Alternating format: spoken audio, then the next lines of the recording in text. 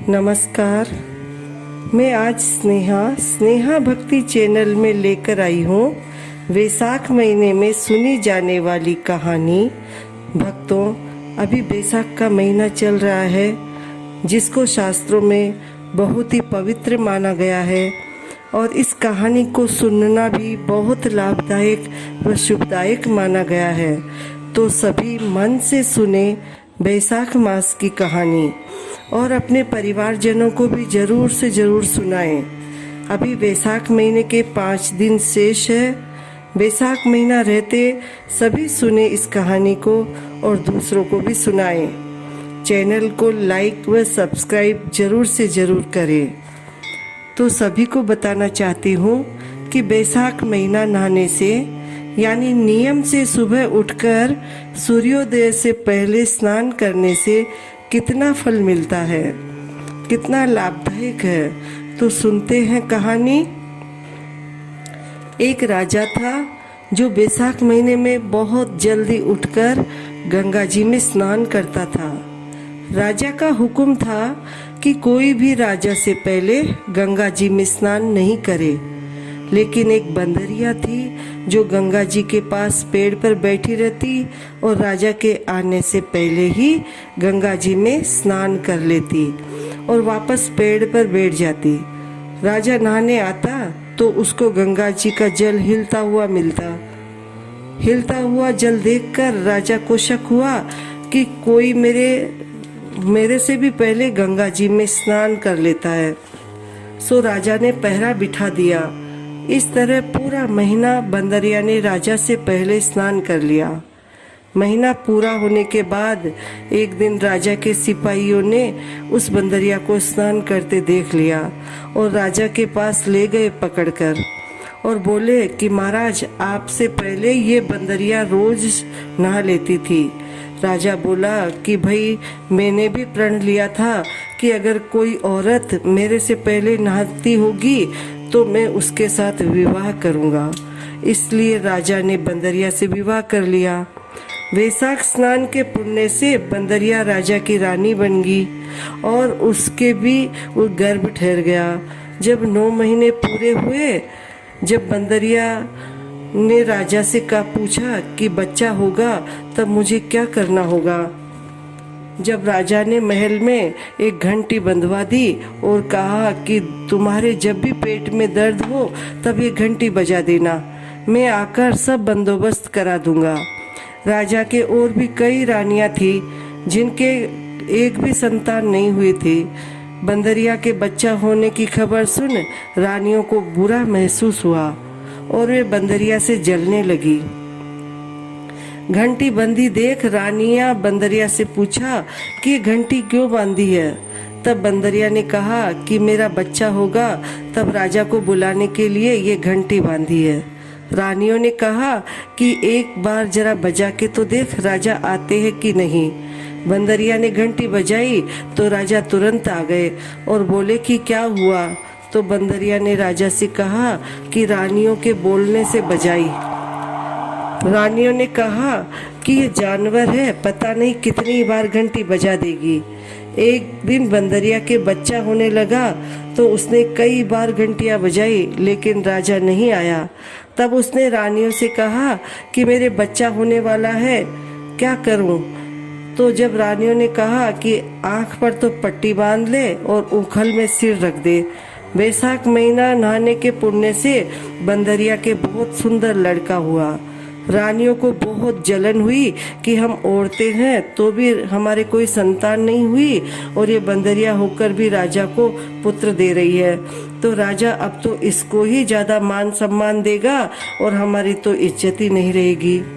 सो जलन के मारे रानियों ने लड़के को दासी को देकर कहा कि इसे नदी में बहा के आ जाओ, और रानियों ने बंदरिया के पास एक पत्थर रख दिया और राजा से कहलवा दिया कि बंदरिया के तो पत्थर हुआ है। राजा ने सोचा पहले रानियों के ही संतान नहीं हुई तो इसके क्या होगी, ऐसा सोचकर संतोष कर लिया। जिस दासी को रानी ने बच्चा नदी में बहाने को दिया था उससे बच्चा नदी में नहीं बहाया गया, और वो दासी बच्चे को जहाँ कुम्हार मिट्टी खोदते हैं वहाँ मिट्टी की खान में छोड़कर आ गई। उधर कुम्हार कुम्हारिन मिट्टी खोदने आए तो वहाँ उस सुंदर बच्चे को देखकर कुम्हार ने कुम्हारिन से कहा कि अपने कोई संतान नहीं है, सो भगवान ने बच्चा भेजा है, अगर इसे तू इसका पालन पोषण कर ले तो अपन इसको घर ले चले। कुम्हारिन ने हाँ कर दी और कुम्हार कुम्हारिन ने उसको पाल पोस कर बड़ा कर दिया।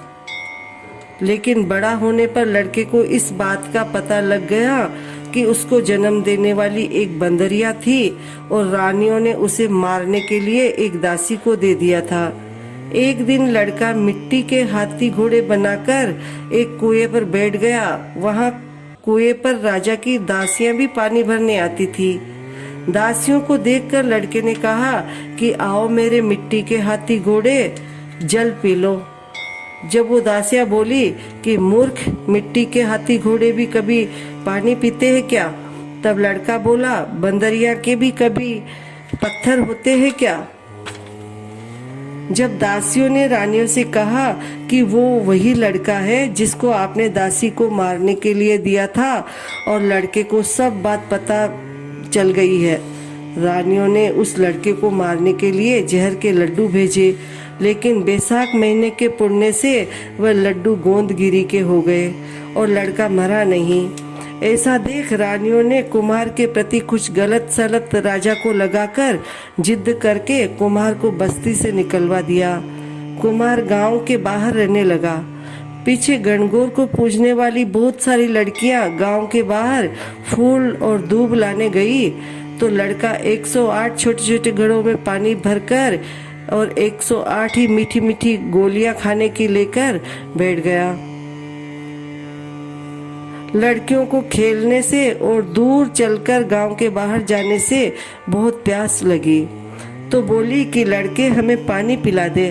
तो लड़का बोला कि मेरे पास मीठी मीठी गोलियां हैं, एक एक गोली खाती जाओ और एक घड़े का पानी पीती जाओ और मेरे चारों तरफ फिरती जाओ।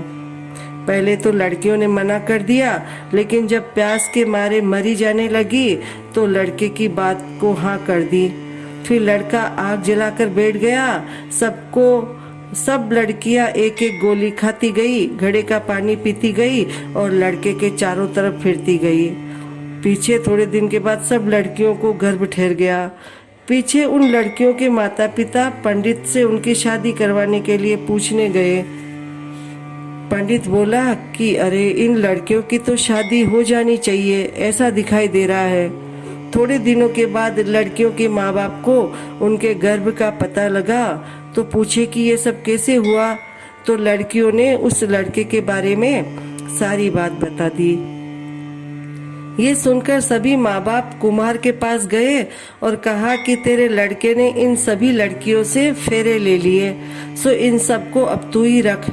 जब कुम्हार बोला इतनी लड़कियों का पालन पोषण मैं कैसे करूँगा, तब उनके माँ बाप ने बहुत सारा धन देकर बेटियों को कुम्हार के घर विदा कर दी। कुम्हार के 108 बहुएं आ गई। थोड़े दिन में 108 पोते हो गए। एक दिन लड़का कुम्हार को बोला कि आपके इतनी बहुएं और पोते हो गए, इस खुशी में अपन क्या करें, पूरी नगरी को खाना खिलाएंगे, पूरी नगरी को जिमाएंगे। पूरी नगरी को न्योता दिया गया, राजा को भी न्योता दिया गया। बंदरिया को छोड़कर राजा रानियां सारी नगरी जीमने आई तो राजा से निवेदन करके लड़के ने बंदरिया को भी बुलाने का हुक्म ले लिया। बंदरिया को रथ पालकी सजा कर लाया गया। बंदरिया आई जब उसको लड़के ने सोने की चौकी पर गद्दी बिछाकर सभा में बिठा दिया और पहले ही अपनी 108 पत्नियों को बता दिया था कि बंदरिया मेरी जन्म देने वाली माता है। सो बहुआ सोने की मोहर देती गई, पांव पड़कर पोते को गोद में देती गई और आशीर्वाद लेती गई। इधर राजा को समझ नहीं आ रहा था कि लड़का बंदरिया की इतनी खातिरदारी क्यों कर रहा है, पर रानियां समझ गई कि ये बंदरिया का लड़का है। सब रानियों ने मिलकर राजा से कहा कि हम सब रानियों का अपमान हुआ है, हम तो सब वापस जा रहे हैं। तब राजा ने लड़के से पूछा कि बंदरिया की इतनी खातिरदारी क्यों कर रहा है। तो लड़के ने कहा कि ये मेरी जन्म माता है। पीछे की सारी बात राजा को बता दी। जिस दासी को लड़के को नदी में डालने भेजा था वो भी वहीं पर बैठी थी। वो दासी राजा को सारी बात बता दी। राजा को बहुत दुख हुआ। पीछे राजा ने सब रानियों को तो निकलवा दिया और बंदरिया वह सब पोता बहुआ और लड़के को गाजे बाजे से महल में लाया गया। सबको राजा ने अलग अलग महल बनवा कर दे दिए और लड़का राज करने लगा। पीछे कुमार को राजा ने बहुत सा धन देकर खुश किया। सभी को बैसाख महीने का स्नान का फल जरूर मिलता है। इस कहानी से भी यही सीख है कि बैसाख नहाने का इतना फल है, सो सबको नहाना चाहिए। बंदरिया बैसाख नहाई तो राजा को राजपाट पाई। एक बेटा 108 बहुआ और पोता पाई। हे भगवान, जैसा बंदरिया को सुख संपत्ति दी वैसा सबको देना। कहने वाले को, सुनने वाले को, सबको सुख संपत्ति देना। बोलो बैसाख मास की जय।